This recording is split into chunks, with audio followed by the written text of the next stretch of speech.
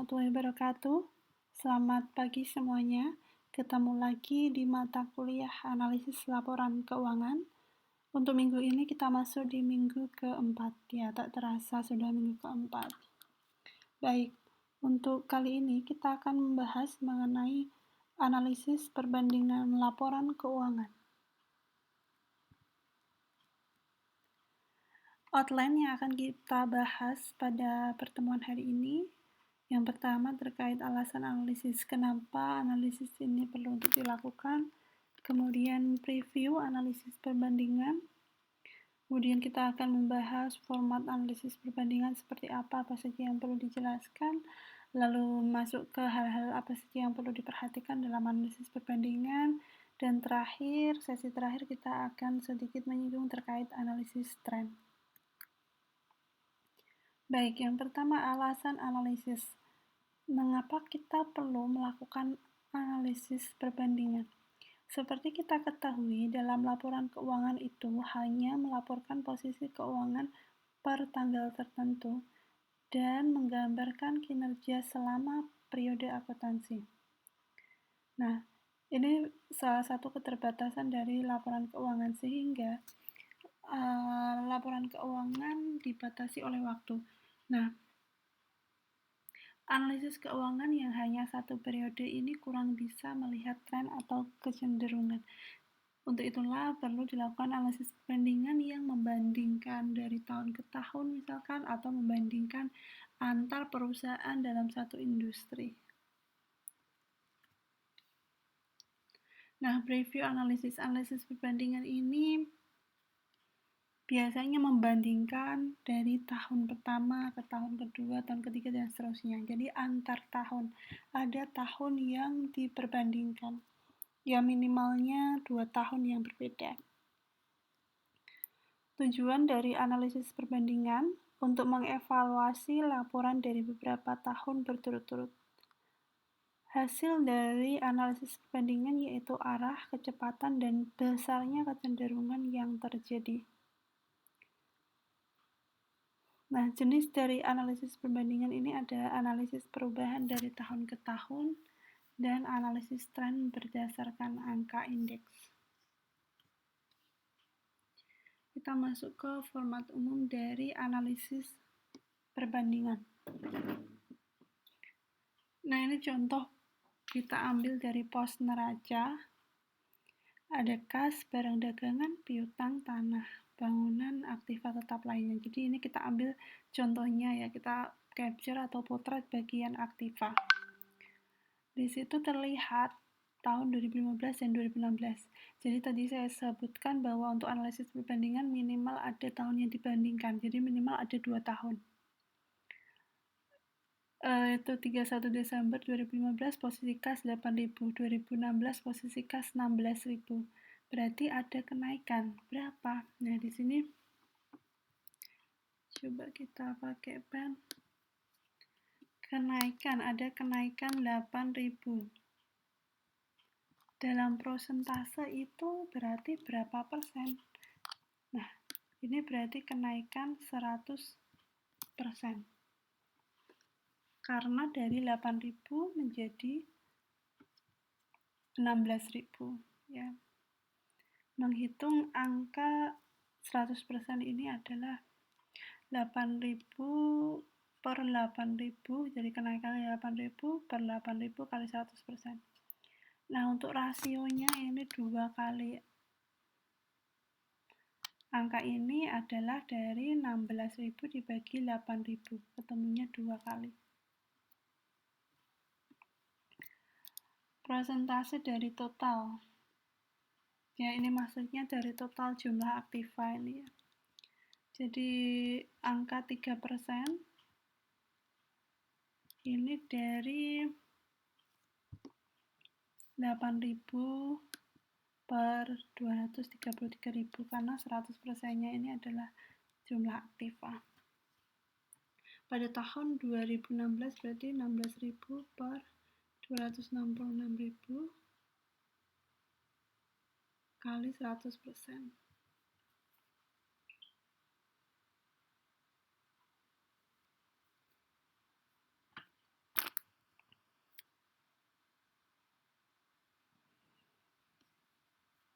Jadi ini maksudnya per prosentase dari keseluruhan aktiva. Nah, lanjut contoh yang turun. Ini kan tadi contoh terjadi kenaikan. Contoh terjadi penurunan, misalkan barang dagangan ini 2015 totalnya 40.000, 2016 30.000, berarti turun 10.000. Turun ini bisa juga ditulis negatif atau dalam kurung.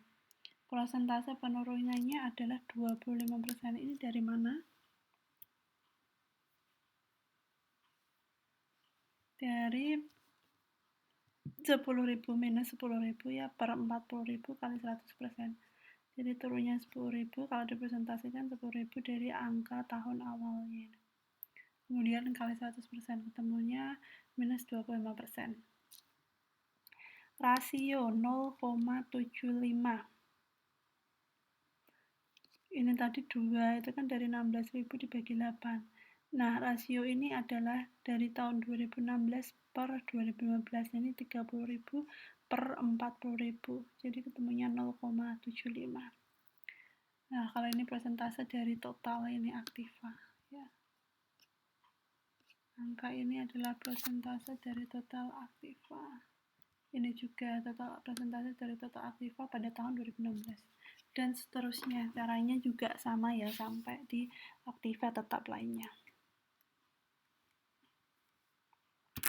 Nah, tadi itu contoh format umum yang paling sederhana, ada 2 tahun, kita menghitung naik turunnya berapa persen dan rasionya. Ini sebenarnya ini nggak ada juga nggak apa-apa ya kalau hanya diminta untuk perbandingan rasio dan naik turun. Nah, sekarang ada format yang lain, itu tadi format yang paling sederhana. Format selanjutnya, tahun pertama dijadikan pembanding.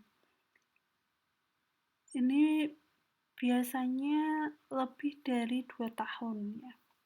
Ini untuk yang lebih dari 2 tahun. Misalkan ini ada 3 tahun, 2014, 2015, dan 2016. Tahun pertama dijadikan pembanding berarti 2015 atas 2014. Tahun pertamanya adalah ini, 2014. Kemudian di sini ada kolom 2016 atas 2014. Jadi bandingkan 2014 dengan 15, 2016 dengan 2014. Karena yang dijadikan pembanding adalah tahun pertama yang jadi patokan ini. 2015 atas 2014, 2016 atas 2014.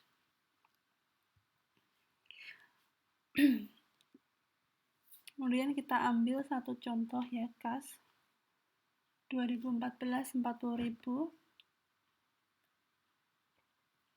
2015 45.000, berarti ada kenaikan. 2016 35.000 turun ya. Kita lihat dulu 2015 atas 2014. Ada kenaikan 5.000 ya di sini. 5.000. Kita ambil prosentasenya sama rasionya. Prosentasenya kenaikannya tadi 5.000, berarti 5.000 per 40.000 kali 100% ya. Ketemunya 12,5. Kemudian rasionya 2015 atas 14 berarti 45.000 dibagi 40.000, ketemu 1,13 ya. Sekarang lihat yang 2016 atas 2014, berarti ini dengan yang ini dilihat, berarti turun ya, turun 5.000 negatif atau dalam kurung persentasenya juga 12,5%. Rasionya berarti 35.000 per 40.000 ya, ketemu 0,88. Nah, dan seterusnya nanti juga bisa kalian praktekkan, lanjutkan. Ini gambaran tahun pertama dijadikan pembanding. Kalian lihat ini 2014. Selanjutnya tahun sebelumnya sebagai pembanding. Berarti ini ada 3 tahun, 2014, 15, 16. Kalau yang dibandingkan 2014 dan 2015 berarti 2015 atas 2014. Kalau 2015 dan 2016 berarti 2016 atas 2015 ya. Jadi lihat aja yang bagian tahun berapa yang akan dibandingkan. Kalau tadi tahun pertama sebagai pembanding, kalau yang ini tahun sebelumnya sebagai pembanding. Pilih yang digunakan sebagai pembanding adalah tahun sebelumnya. Nah, kita ambil satu contoh. Sebenarnya untuk perhitungan ininya sama ya, seperti sebelum-sebelumnya. Bedanya hanya ini saja. Yang dilihat tahun berapa sama tahun berapa. Ini 2014 dan 2015. Berarti 2015 atas 2014. Kas naik 5.000, presentasinya 12,5%. Ini dari 5.000 per 40 kali 100%. Rasionya 1,13. Ini dari 45.000 per 40.000.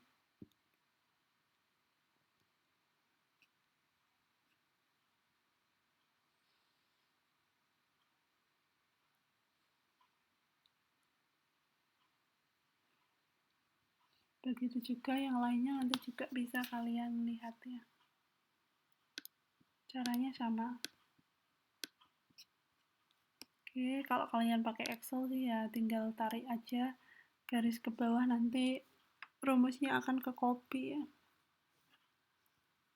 Jadi tenang saja, nanti kalau ada tugas kalian boleh menggunakan Excel ya, nggak dihitung manual.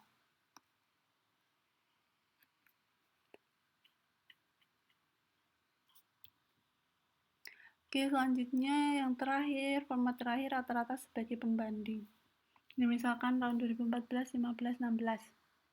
Kita ambil contohnya sekarang dari pos neraca dan laba rugi.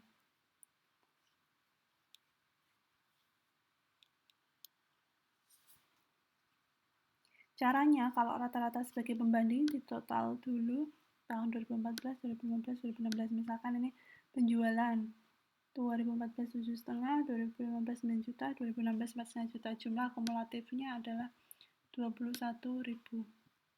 Nah, rata-rata per tahunnya berarti 21.000 dibagi 3. Karena ini yang dipakai 3 tahun. Ketemu 7 juta. Nah, inilah yang digunakan sebagai pembanding ya, rata-ratanya. Jadi nanti 2014 dibandingkan rata-rata per tahun, 2015 dibandingkan rata-rata per tahun, 2016 dibandingkan rata-rata per tahun. Kemudian kalian hitung seperti ini. Nah, memang kalau dilihat dari ketiga metode ini, tahun pertama jadikan pembanding, tahun sebelumnya sebagai pembanding, rata-rata sebagai pembanding, ini yang paling mudah mungkin ya yang ini ya, tahun pertama dijadikan pembanding. Tapi tergantung masing-masing orang ya, dan ini kan kita pakai Excel ya, jadi sebenarnya nggak masalah. Ini contoh, ini hanya contoh ya, analisis perbandingan 2001 dan tahun 2000. Ini yang hanya 2 tahun. Minimalnya di analisis perbandingan itu dilihat perubahannya dalam satuan mata uang dan perubahan dalam persentase. Minimalnya itu. Kalau tadi yang sebelumnya kita ada contoh menggunakan rasio juga. Nah, lalu apa saja hal yang perlu diperhatikan dalam kita menganalisis perbandingan?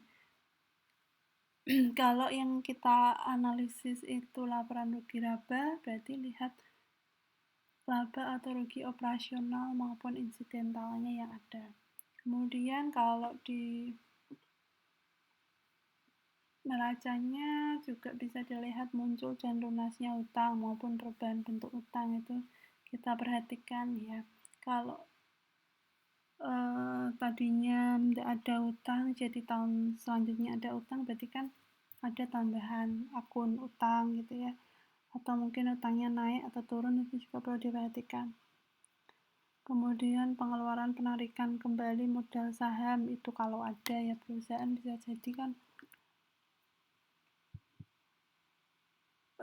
membeli menerbitkan saham, kemudian bisa jadi itu dibalik lagi ke privat gitu ya, nggak jadi ke publik. Jadi privatisasi itu juga perlu diperhatikan. Kemudian perubahan-perubahan yang mencolok. Kalau saya patokannya sih ini yang paling penting ya, perubahan-perubahan mencolok ini yang perlu dijelaskan gitu ya di dalam analisis ya. Perubahan-perubahan apa saja itu yang mencolok, itu yang perlu dijelaskan lebih dulu gitu ya.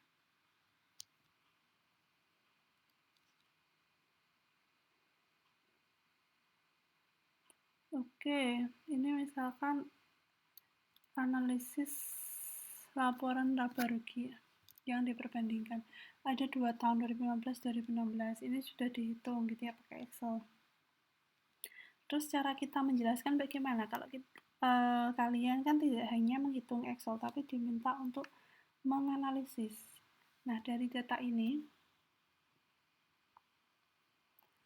kita lihat dulu, karena ini judulnya laporan laba rugi diperbandingkan, maka lihat dulu laba ruginya. Jadi tidak semua itu harus dijelaskan satu detail, yaitu kalau kalian punya waktu banyak, kadang kan juga untuk tes itu kan dibatasi waktunya, terus juga untuk pembaca itu kan nggak semuanya mau baca secara detail gitu ya. Jadi ambil poin-poin pentingnya, tidak semua dijelaskan satu persatu. Kalau tidak ada perubahan, kalau tidak terlalu mencolok, mungkin tidak perlu dijelaskan.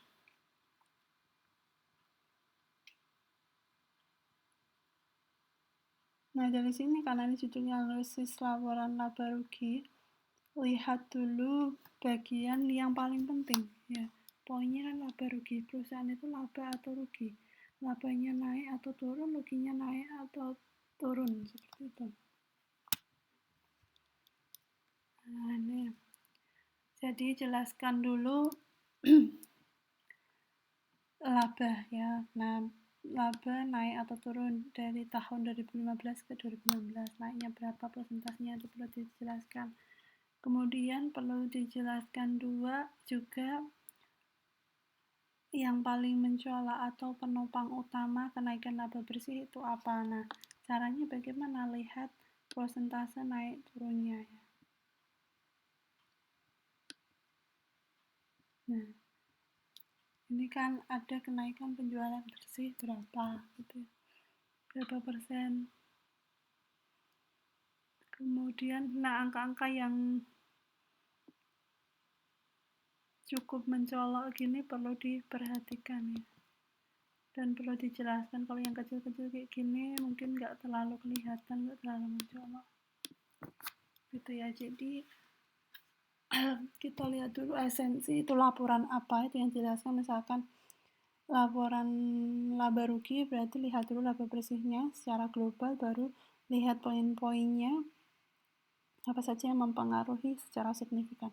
Kalau misalkan itu neraca, berarti lihat aktivanya dan pasifa, karena itu poin pentingnya. Baru di breakdown, lihat yang kira-kira cukup signifikan mempengaruhi apa.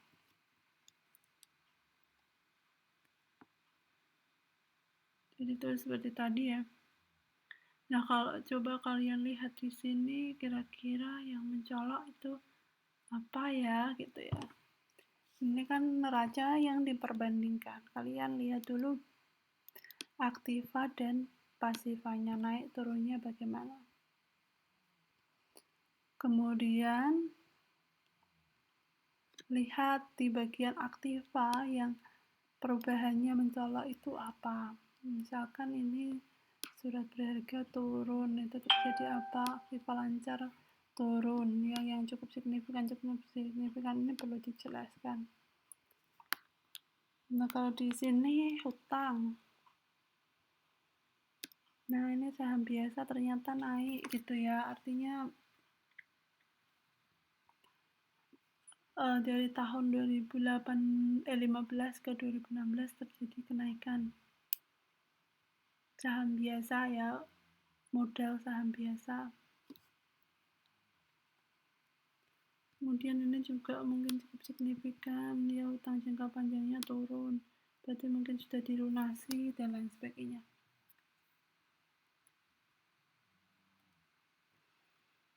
Kalau ini tren dalam prosentase. Kalau ini tadi kan neraca yang diperbandingkan. Nah, kalau tren ini biasanya lebih dari 3 tahun ini menggunakan analisis tren, karena tahunnya banyak, misalkan ini 2012, 13, 14, 15, 16. Kan untuk mengetahui tren itu kalau cuma 3 tahun kan nggak terlalu kelihatan trennya ya. Misalkan ini misalnya tahun pertama, tahun kedua, tahun ketiga kan belum terlalu kelihatan. Tapi misalkan ada titik-titik 1, 2, 3, 4, 5 tahun dihubungkan, tahun pertama, kedua, ketiga, keempat, kelima. Nah, ini baru kelihatan trennya. Trennya adalah turun ya. Gitu ya. Jadi untuk analisis tren paling tidak itu 5 tahun. Nah, ini contoh pos neraca yang digunakan. Cara menghitungnya gimana? Ini tren dalam prosentase sebagai tahun 2002 sebagai dasar ya. Sorry, ini maksudnya 2012.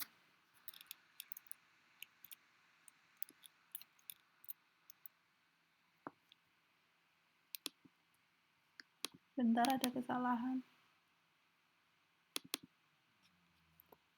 Ini harusnya 2012.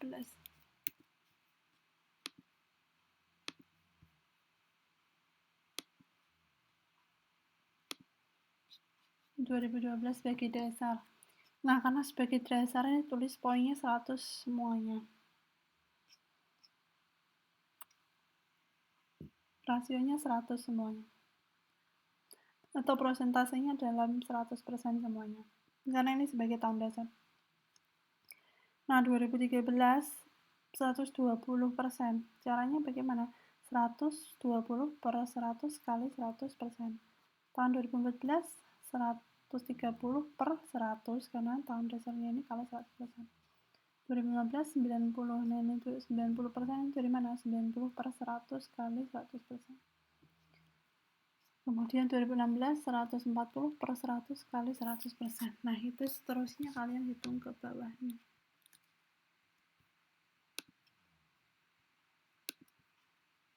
Nah, caranya seperti itu. Ini nanti yang di PPT yang saya share itu kalau kalian double klik itu nanti ngelink ke Excel ya. Itu kalau misalkan kalian bingung bisa cek rumusnya di situ. Tadi gimana kalau misalkan lupa dicek di situ.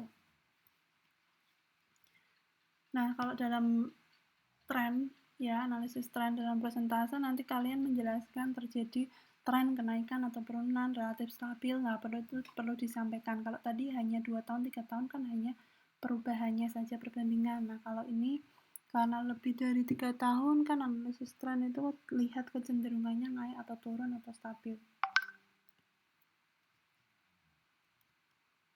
Nah, ini misalkan seperti ini.